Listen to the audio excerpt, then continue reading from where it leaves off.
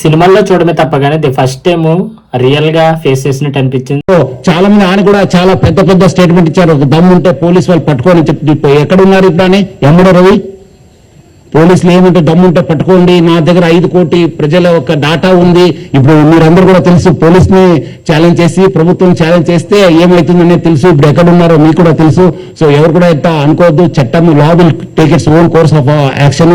ఎక్కడున్నా తెలంగాణ పోలీస్ కావచ్చు, హైదరాబాద్ పోలీస్ ఎక్కడున్నా వాళ్ళని పట్టుకోవడానికి కృషి చేస్తుంది. పట్టుకొని కూడా వస్తాను మనం అట్లా చెప్పేది కాదు. ఈ రోజు ఆయన అంత పెద్ద పెద్ద తోపు మాటలు చెప్పిన వాడు ఈ రోజు ఎక్కడున్నారు మీ అందరు కూడా రియల్ గా చూసినట్టు అనిపించింది. ఎందుకంటే ఒక పర్సన్ ఫ్రాడ్ చేసేయడని తెలిసి కూడా అబ్బాయికి 90% పాజిటివ్ గా మాట్లాడుతూ ఒక 10% నెగిటివ్ గా మాట్లాడుతున్నారు. ఆ నెగిటివ్ గా మాట్లాడింది ఎవరంటే ఒక పోలీస్ డిపార్ట్మెంట్, కొంచెం మెచ్యూర్గా ఆలోచించే వాళ్ళు తప్ప మిగతా కామన్ పీపుల్ అందరూ కూడా తనకి చాలా చాలా సపోర్ట్ ఇస్తున్నారు. ఆ పర్సన్ ఎవరు కాదు, మీకు తెలిసి ఉంటుంది, మన ఐబొమ్మ ఫౌండర్ ఎవరైతే ఉన్నారో ఇమ్మడి రవిని పట్టుకోవడం జరిగింది. రీసెంట్ గా ఇన్వెస్టిగేషన్ కూడా జరిగింది. దాని మీద ప్రెస్ మీట్ పెట్టి విఎస్ సజ్జనార్ గారు కూడా మాట్లాడడం జరిగింది. అదంతా పూర్తిగా ఎక్స్ప్లెయిన్ చేస్తాను. ఎట్టి పరిస్థితుల్లోని వీడియో చాలా బాగుంటుంది, స్కిప్ చేయకుండా లాస్ట్ వరకు చూడండి, మంచి మజా రాబోతుంది. ఓకే, మ్యాటర్లోకి వెళ్ళకుండా ఫస్ట్ వాళ్ళ ఫాదర్ గురించి మాట్లాడుకోవాలి. వాడు కదా వదిలేయండి అని అనకూడదు, అన్నా వాళ్ళు వదలరు. ఇంకా ఆపడదానికి ఇంకేంటంటే చెప్తానండి. వాళ్ళ పద్ధతులు, వాళ్ళ రూల్స్, వాళ్ళ చట్టాలు ఎలాగున్నాయో అలాగ చేస్తారు. కానీ నేను ఆడు వదిలేమని అన్నాను, పట్టుకోమని అన్నాను. ఆల్రెడీ దొరికాడు కాబట్టి వాళ్ళు చేయవలసింది వాళ్ళు చేస్తారు. వాళ్ళు తప్పు ఎలాగనుకుంటారు, వాళ్ళ డ్యూటీ వాళ్ళు చేస్తారు. వాళ్ళ డ్యూటీ వాళ్ళు చేయాలి కదండి, జీతాలు తీసుకుంటున్నారు కదా, వాళ్ళు తప్పు చేయాలి కదా. ఇంటర్వ్యూ చేయగా ఒక చాలా చాలా హార్ట్ఫుల్ గా మాట్లాడాడు. అతనేమో లేదు, ఈ ప్రపంచంలోని పోనీ ఇండియాలోని ఎవరన్నా చట్టానికి కట్టుబడి ఉండాలి. అది ఎవరన్నా ఒక డబ్బున్నవాడు అవ్వచ్చు, ఒక పొలిటీషియన్ అవ్వచ్చు, ఒక ఎంప్లాయ్ అవ్వచ్చు, ఎవడన్నా చట్టానికి కట్టుబడి ఉండాలి. దానికి వ్యతిరేకంగా ఇట్లాంటివి చేస్తే ఖచ్చితంగా అది ఇట్లాగే జరుగుతుంది అన్నట్టుగా మాట్లాడాడు. ఇంకో విషయం ఏంటంటే మా ఫ్యామిలీలో ఎప్పుడు ఎట్లాంటివి జరగలేదు, బట్ ఇతను ఎట్లా చేశాడు అన్నాడు, ఎంబిడి రెవెన్యూ ఎలా చేశాడు అన్నట్టుగా, ఒక క్రిమినల్ మైండ్ అతనిది, అంతకి ఇలా చేశాడు అన్నట్టుగా మాట్లాడారు వాళ్ళ ఫాదర్ సైడ్ నుంచి. ఓకే, బట్ ఏంటంటే ఇమ్మడి రెవెన్యూ ఇంతలాగా ఇష్టపడడానికి కామన్ పీపుల్ మెయిన్ రీజన్ ఒకటి ఇచ్చి, అతను ఒక 3 months బ్యాక్ ఇచ్చిన వార్నింగ్, అట్లాగే తనకి ఐబొమ్మ నుంచి వచ్చిన మూవీస్, ఈ 3 గురించి ఖచ్చితంగా మాట్లాడదాం. ఫస్ట్ ఏంటంటే 3 months నుంచి వచ్చిన వార్నింగ్ గురించి మాట్లాడుకోవాలి. మీకు తెలిసి ఉంటుంది, 3 months బ్యాక్ తమిళ పాస్టర్ కానీ అట్లాగే మూవీలకు సంబంధించిన కొన్ని పైరసీ సైట్లు ఉంటాయి. వాటిని మన పోలీసులు పట్టుకొని ఎలా పట్టుకున్నారో కూడా మీకు క్లియర్గా లాస్ట్ వీడియోలో చెప్పాను. అదంతా చెప్పడం ఇప్పుడు కుదరదు, కానీ ఎలా పట్టుకొని వాటిని అయితే బ్యాన్ చేయడం అయితే జరిగింది. అప్పుడు మన ఐబొమ్మ ఫౌండర్ ఎవరైతే ఉన్నారో రవి ఒక వార్నింగ్ అయితే ఇవ్వడం జరిగింది. మీరు ఒక సామాన్యుడికి టికెట్ ప్రైజు చూసే విధంగా పెట్టనని చెప్పు, నేనైతే ఖచ్చితంగా సినిమాలు పైరసీ చేస్తాను ఉంటాను. దమ్ము ఉంటే పట్టుకోండి. ఒకవేళ నన్ను పట్టుకోవాలని మీరు అనుకుంటే కనుక మీ డేటా, ప్రతి డేటా నా దగ్గర ఉంది. అది ఎలా పెట్టాలో అలా పెడతానన్న వార్నింగ్ మన అందరికీ తెలిసిందే. ఈ వార్నింగ్ మన హైదరాబాద్ సైబర్ టీం అయితే మాత్రం చాలా చాలా సీరియస్ గా తీసుకుంది. చాలా మంది ఆయన కూడా చాలా పెద్ద పెద్ద స్టేట్మెంట్ ఇచ్చారు. ఒక దమ్ము ఉంటే పోలీసు వాళ్ళు పట్టుకోని చెప్పి ఎక్కడ ఉన్నారు ఇప్పుడు అని ఎమ్మడో రవి పోలీసులు ఏమంటే దమ్ముంటే పట్టుకోండి, నా దగ్గర 5 కోటి ప్రజల ఒక డాటా ఉంది. ఇప్పుడు మీరందరూ కూడా తెలుసు, పోలీసుని ఛాలెంజ్ చేసి ప్రభుత్వం ఛాలెంజ్ చేస్తే దీని మీద ఫోకస్ చేసింది. అట్లాగే మనోడు కెనడా ఐస్లాండ్లోని ఉంటూ అక్కడి నుంచి ఫ్రాన్స్ నుంచి డైరెక్టర్గా మన రాజీవ్ గాంధీ ఇంటర్నేషనల్ ఎయిర్పోర్ట్లో ఒక చిన్న పని మీద రావడంతో మనోడు ఆల్రెడీ పట్టుకున్న ఇన్ఫర్మేషన్ ప్రకారం అన్ఎక్స్పెక్టెడ్గా వచ్చిన వెంటనే మన వాళ్ళని పట్టుకోవడం జరిగింది. పట్టుకున్న వెంటనే ఇన్వెస్టిగేషన్గా తీసుకుపోవడం జరిగింది. ఇది జరిగింది. అట్లాగే రీసెంట్గా ఇమ్మడి రవి సంబంధించిన డేటా అంతా వాళ్ళ వైఫ్ ఎవరైతే ఉన్నారో ఆవిడ కూడా మొత్తం పోలీస్ డిపార్ట్మెంట్కి మొత్తం డేటా అంతా తెచ్చిచ్చిందంట. ఆ విషయం మీద కూడా మన వాళ్ళు అందరూ మీమ్స్ ఎత్తున్నారు. అదే శివాజీ సినిమాలో మీమ్స్ ఎత్తున్నట్టు, అట్లాగే పోలీస్ మీమ్స్ కూడా మేము వాళ్ళు కొట్టలేమన్నట్టుగా మీమ్స్ ఎత్తున్నప్పుడు సజ్జనార్ గారు అయితే అందరికీ వార్నింగ్ ఇచ్చారు. ఫస్ట్ మనం పైరసీలు ఎందుకు చూస్తున్నామంటే, ఒక పెద్ద సినిమాని దాదాపుగా బడ్జెట్ ఎక్కువ ఉందని టికెట్ హైలో పెట్టి థియేటర్ రమ్మంటే సామాన్య పీపుల్ రాలేడు. అందువల్ల ఏంటంటే అట్లాంటి సమయంలో మనం పైరసీలు చూస్తున్నాం.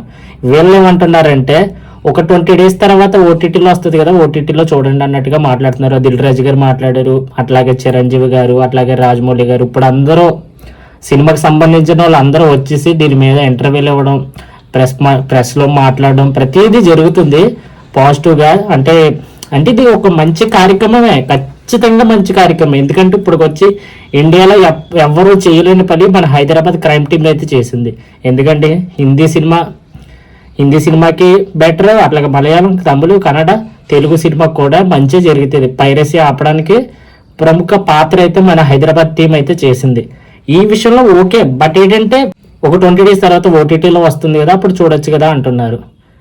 ఓటీటీలో చూడడానికే మామూలు ఒక సినిమాని టీవీలో చూడడానికి అట్లాగే థియేటర్లో చూడడానికి చాలా చాలా డిఫరెన్స్ ఉంటుంది.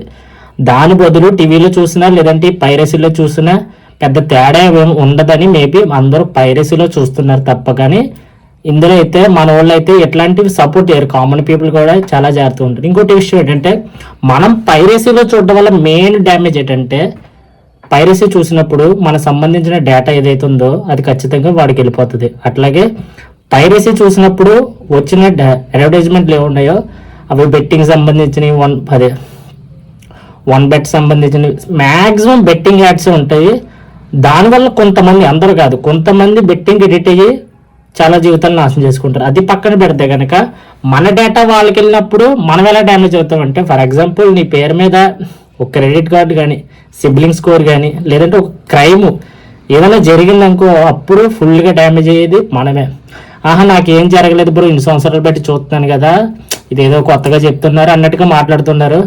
అది జరిగినోడికి తెలుస్తుంది. మనకి జరగలేదు కదా అని మనం చూడడం కరెక్ట్ కాదు. అది జరిగినప్పుడు మనం చూసినా కూడా చూడకపోయినా చాలా ఇది ఉంటుంది. అందువల్ల ఏంటంటే ఏదైనా జరగకముందే మనం కేర్ఫుల్గా ఉండాలి. అసలు పైరసీ ఎట్లా చేస్తున్నారో కూడా వివరంగా చెప్పారు. ఫస్ట్ థింగ్ వచ్చి ఒక పర్సన్, అదే ఏజెంట్లు ఉంటారు, వాళ్ళైతే ఎవరైతే ఉన్నారో వాళ్ళు ఇక్కడ కెమెరా పెట్టుకుని థియేటర్లోకి ఎంటర్ అయ్యి రికార్డ్ చేసి డైరెక్ట్గా డేటాను అంతా ఎవరైతే హెడ్ ఉంటారో వాళ్ళకి ఇస్తారు. అది ఒక పాలసీ. అంటే ఇంకొక పాలసీ ఉంటుంది, క్యూబ్ కానీ లేదంటే యూఎఫ్ఓ అనే ఒక సిస్టమ్ ఉంటుంది. ఒక సినిమా కంప్లీట్ అయిన తర్వాత అది థియేటర్లోకి వచ్చే ముందు ఆ డేటాను అంతా ఈ క్యూబ్ సిస్టంలో దాటి సెక్యూర్ చేస్తారు రిలీజ్కి ముందు. అదేంటంటే ఆ క్యూబ్ సంబంధించిన ఎంప్లాయీస్ ఎవరు ఉంటారో వాళ్ళ దగ్గర ఆ పాస్వర్డ్ని హ్యాక్ చేసి అక్కడి నుంచి డైరెక్టర్గా సినిమాని దొంగలించి దాన్ని పైరసీ చేస్తున్నారు. ఫర్ ఎగ్జాంపుల్ హిట్ కానీ లేదంటే కొన్ని చాలా సినిమాలు ఉన్నాయి. ఫర్ ఎగ్జాంపుల్ నేను చూసింది అయితే హిట్ సినిమా పూర్తిగా కంప్లీట్గా పైరసీ చేశారు. అంటే ఇంకా రిలీజ్ అవ్వకముందు పైరసీ చేశారు. ఆ విధంగా పైరసీ అయితే చేస్తారు. ఇంకో విషయం ఏంటంటే దాదాపుగా ఇమ్మడి రవి దగ్గర ఆ డేటాలో ఎప్పుడో 1973లో వచ్చిన గాడ్ ఫాదర్ గారి నుంచి రీసెంట్గా వచ్చిన ఓజీ దాకా అన్ని మూవీస్ ఆల్రెడీ స్టోర్ అయి ఉన్నాయండి. అంత డేటా సేవ్ చేసి ఉంచాడంటే. అట్లాగే రికార్డ్ చేసిన తర్వాత దాదాపు 21,000 సినిమాస్ ఆయన హార్డ్ డిస్క్ లో పెట్టడం జరిగింది. మొత్తం ఆయన దగ్గర ఇప్పుడున్న డేటా దాదాపు 50 లక్షల మంది సబ్స్క్రైబర్స్ డేటా ఆయన దగ్గర ఉంది. అంటే మీకు తెలుసుంటుంది, డేటా ఈజ్ పవర్ఫుల్. ఈ యొక్క ఆధునిక యుగంలో మోడర్న్ టెక్నాలజీలో డేటా ఈజ్ పవర్ఫుల్. ఎవరి దగ్గర డేటా ఉంటుంది వాళ్ళు చాలా పవర్ఫుల్ ఉంటారు. ఈ మధ్యలో వచ్చిన ఓజీ కావచ్చు, కాంతారా చాప్టర్ 1 కావచ్చు, డూడ్ కావచ్చు, మిరాయి కూడా ఆ యొక్క ఫిలిమ్స్ కూడా ఆయన దగ్గర మనం హార్డ్ డిస్క్ లో చూడడం జరుగుతుంది. సో ఆయన ఏమి మార్నింగ్ రిలీజ్ అయిందంటే by evening that movies to be website లో పెట్టేసి ప్రజలందరూ కూడా. అట్లాగే ఈ విషయం మీద మన సజ్జనారా కానీ అట్లాగే పట్టుకున్న సివి ఆనంద్ గారు కానీ క్రైమ్ డిపార్ట్మెంట్ వీళ్ళందరూ దీని గురించి ఇలా వివరంగా పోలీస్ డిపార్ట్మెంట్ ఏం చేసినా ఫస్ట్ మన గురించి చెప్పి మనకి మంచి జరిగేలా ఉంటేనే వాళ్ళు కూడా మాట్లాడతారు. అంతేగాని మనం రవికి సపోర్ట్ చేయడం అనేది రైట్ ఆర్ రాంగ్ అంటే ఓకే, ఇదంతకంటే ఐబొమ్మలో మనం చాలా చూసాం కాబట్టి దానికి సపోర్ట్ చేయడం ఈ విషయంలో ఇలాంటి పైరసీ చేసే వాళ్ళని ఎప్పటికీ మనం సపోర్ట్ చేయకూడదు. ఎందుకంటే అది రవి అవ్వచ్చు లేకపోతే ఎవరన్నా అవ్వచ్చు. దానికి రీజన్ ఏంటంటే మన డేటా వెళ్ళిపోయి వాడే డబ్బులు సంపాదించుకున్నప్పుడు మనం ఎందుకు సపోర్ట్ చేయడం నాకు అర్థం అవ్వట్లేదు. ఈ చిన్న లాజిక్ చాలా మందికి తెలియక ఇమ్మడి రవికి సపోర్ట్ చేస్తూ అట్లాగే మీమ్స్ కానీ చాలా రకాలుగా కానీ ఇమ్మడి రవి గురించి గొప్పగా మాట్లాడుతున్నారు. బట్ అతను చేసింది కంప్లీట్గా ఫ్రాడ్ ఎప్పుడు ఫ్రాడే. అది నువ్వు నిక్కర్షంగా సంపాదించింది రూపాయి అన్నా నీ చేతిలో ఉంటుంది. ఇప్పుడు వేల కోట్లు సంపాదించాడు, అట్లీస్ట్ ఏమైంది, జైల్లో కూర్చున్నాడు. ఇంకా దారుణంగా ఏం జరుగుతుందో ఎవరికీ తెలియదు. అట్లాగా ఆల్రెడీ 4 సంబంధించిన కేసులన్నీ మన ఊడి మీద పెట్టారు, అవన్నీ అనవిస్తాడు ఇమ్మిడి రవి ఖచ్చితంగా. అట్లాగే మన ఛానల్కి ఎవరన్నా కొత్తగా వచ్చి ఉంటే కనుక నా సైడ్ నుంచి ప్రతిరోజు ఒక వీడియో వస్తుంది. అది ఇండియాలో ఎక్కడ ఏం జరిగినా కూడా మీ కళ్ళ ముందు పెట్టడానికి ప్రతిరోజు ట్రై చేస్తూనే ఉంటాను. అట్లాగే నా కోసం ఒక 3 minutes 5 minutes టైం కేటాయించిన ప్రతి యూజర్కి థ్యాంక్ యూ సో మచ్. ఒక లైక్ చేసి సబ్స్క్రైబ్ చేయండి, ఎందుకంటే కొత్త క్రియేటర్కి మీలాంటి సపోర్ట్ చాలా చాలా అవసరం. బట్ చాలామంది వ్యూస్ రావట్లేదు కదా ఛానల్ ఆపే అన్నట్టుగా మాట్లాడుతున్నారు. ఛానల్ ఆపడం అనేది అసంభవం, ఎందుకంటే ఏదోటి తేల్చుకుందామని ఫిక్స్ అయ్యాను, తేల్చుకునే పోతాను, అందులో అయితే డౌట్ లేదు. నెక్స్ట్ వీడియోలో మళ్ళీ కలుద్దాం. జై హింద్.